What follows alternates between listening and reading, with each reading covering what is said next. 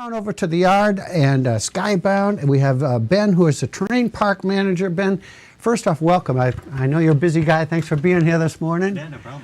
And we just had a chance to look at some of the crew there and at your hard work.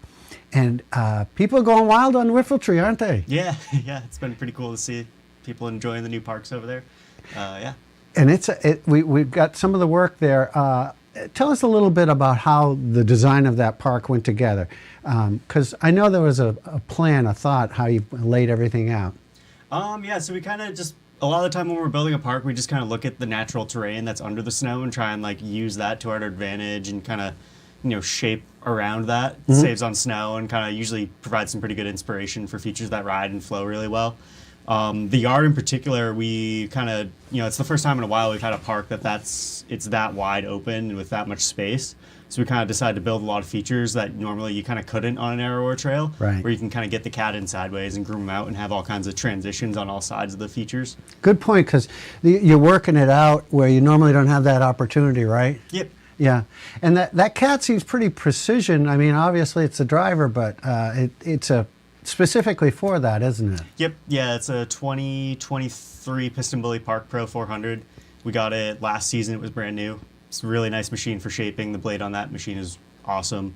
You can adjust all the sensitivities in the joystick too, so if you're trying to do something really precise, you can kind of go at it with a lighter touch than you normally would if you're just blading snow.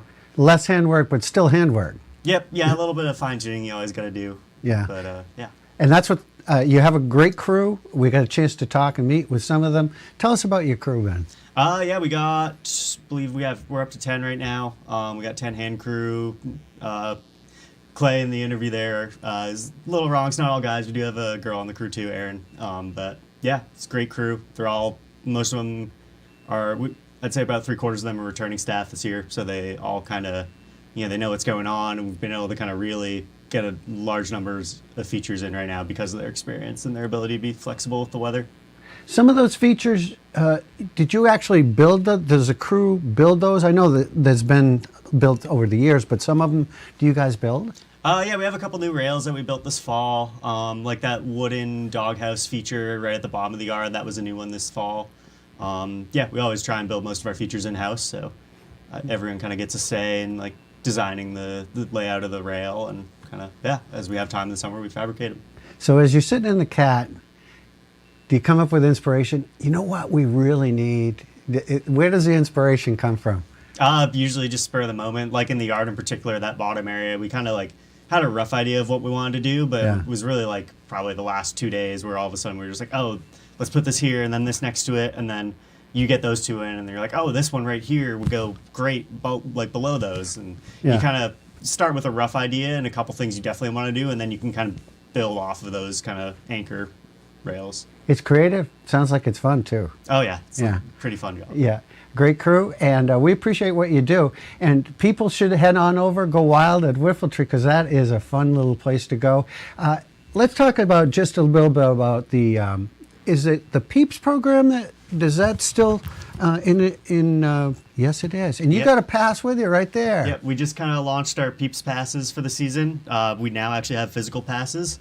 So if you want to check it out, I believe it's mypeepspass.com. The URL is on the bottom of all our signs at the top of the parks. Mm-hmm. You fill out you take the little quiz, the course, and come, it'll give you a little certificate at the end. Come find one of our staff with either a screenshot or a printed copy of that, and we will give you PEEPS Pass. And then also, just last week, see if we got them. And you get a certificate too. Yes, you get that, and then you get stickers as well. I don't know yep, here we go. Stickers. Wear those proudly. Yep. Not giving them out unless you show us your PEEPS Pass, so get your PEEPS Pass. if you don't have a sticker, you ain't done the PEEPS yet. So what are just, in a nutshell, highlight a few of those different things that are really important to remember when you're out there for safety? A big thing that we've been seeing lately is just making sure you call your drop. If you're stopped, make sure you look uphill and yield to people who are already in motion. But also, if you're kind of coming across the trail, just be aware of what other people are doing. Mm-hmm. Kind of keep your head on a swivel. Building these big flowy parks, it's really fun, and it's really fun to ride them, but you kind of got to pay attention because there's so many different line options. Mm-hmm. Just be courteous to other people.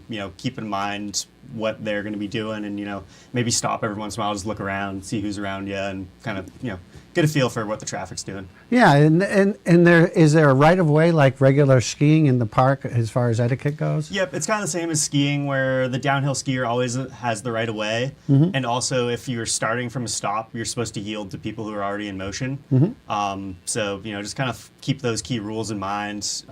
We have a lot of signs around the parks too, kind of informing people about, like, with jumps, we have those signs that kind of tell you, hey, like, you can stand on the side here, but please don't stand in the landing. And right. A big thing in this skier responsibility code that really applies in the park is just making sure you stop somewhere where people can see you from above. Stopping in landings is kind of a blind spot, and you never know what's coming up over that landing. So you'd think it'd be common sense, but sometimes you get caught up just marveling at it or just looking at the view and you're not thinking about it. Good things to make people aware of. And hey, there's no limit to how high you can go, though, right? Yep, no limit on that, except gravity. Except gravity. That's your the only thing that can hold you back. Ben, thanks to you and the crew. Thanks for your hard work. Thanks for joining us here this morning.